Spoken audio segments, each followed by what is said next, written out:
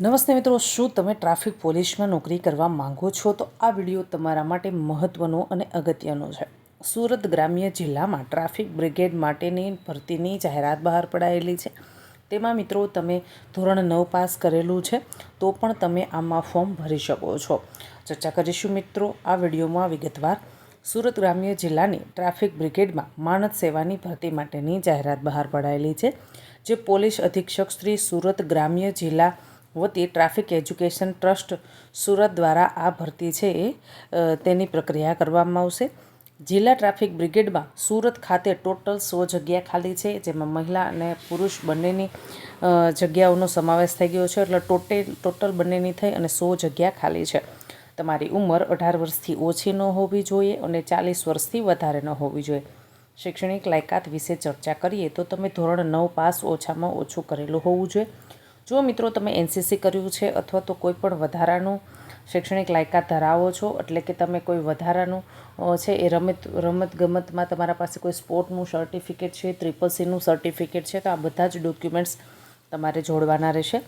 શારીરિક કસોટી વિશે વાત કરીએ તો મહિલા અને પુરુષ બંને માટે અલગ અલગ ક્રાઇટેરિયા આપણને આપવામાં આવેલા છે. જેમાં આપણે પુરુષો વિશે ચર્ચા કરીએ તો પુરુષો માટે ઊંચાઈ 162 સેન્ટીમીટર હોવી જોઈએ. પુરુષોનું વજન 50 કિલો હોવું જોઈએ. તમારે 800 મીટર દોડવાનું છે 4 મિનિટના અંદર. ત્યારબાદ મહિલાઓ માટે 150 સેન્ટીમીટર ઊંચાઈ માંગેલી છે. મહિલાઓનું વજન 40 કિલો હોવું જોઈએ અને 400 મીટર તેમને 3 મિનિટમાં દોડવાનું છે. હવે તમારી આ ફિઝિકલ જે છે એક્ઝામ ક્યાં લેવાશે તો કે પોલીસ પરેડ ગ્રાઉન્ડ ઘલુડી કેમ્પ ખાતે લેવામાં આવશે. જે તમને છે એ બાદમાં ફોન કોલ અથવા તો મેસેજ દ્વારા જાણ કરવામાં આવશે. જે લોકો ફિઝિકલ એક્ઝામ ક્લિયર કરે છે તે લોકોને લેખિત એક્ઝામ માટે બોલાવવામાં આવશે. આ બાબતની પણ આપણે ખાસ ચર્ચા કરીશું. મિત્રો, આમાં માત્ર સુરતના જ ઉમેદવારો એપ્લાય કરી શકશે, બીજા કોઈ જિલ્લાના ઉમેદવારો એપ્લાય કરી શકશે નહીં.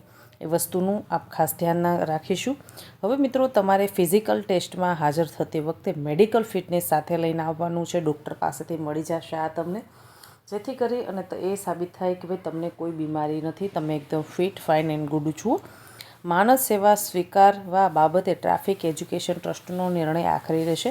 હવે તમને કઈ જગ્યાએથી અરજી ફોર્મ મળી રહેશે તો અરજી ફોર્મ તમારે સુરત ગ્રામ્ય જિલ્લાના તમામ પોલીસ સ્ટેશનથી મળી રહેશે.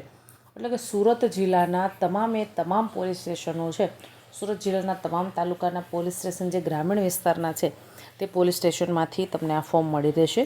ફોર્મ તમે કેટલી તારીખથી મેળવી શકશો તો 15/8/2026થી લઈ અને 22/8/2026 સુધીમાં તમે ફોર્મ મેળવી શકો છો.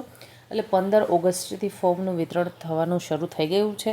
તે 22/8/2026 સુધી 22/8/2026 પર ફોર્મ અરજી સ્વીકારવાની છેલ્લી તારીખ છે મિત્રો 24/8.